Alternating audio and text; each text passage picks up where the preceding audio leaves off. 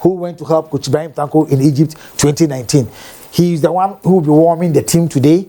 He did the final training yesterday with Dreams FC. Whilst Karim Zito was far from the team that he was observing proceedings. So for me, it tells you that Dreams FC have augmented their squad too. I'm talking about the technical team. Looking at the Kotoko dressing room, this is Kalu, Ado, Andrew, and team man. You see, yeah, it's going to be a cagey encounter. But I want to see how the two technical brains will approach this game and how they'll be able to improvise as the game proceeds.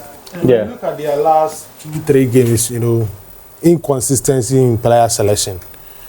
It's not last two. It's almost the second round. You know, inconsistency in player selection. Today, you know, Opon is starting. Tomorrow is Enoch Morrison. The next day is Emmanuel Koti. The other day is Samuel Asamoah. So, you know, players are keeping on changing in the Kotoko starting line. And I think that is a major problem for Prosper Nete-Ogum. And in games like this, before you get to your normal level and the current form that you want to get in the Premier League, you need to win games consistently, so that things will work for you. So, looking at the recent performance and the kind of, you know, first 11 they are bringing up, I think it's a major problem for every Kotoko supporter that, as it stands now, almost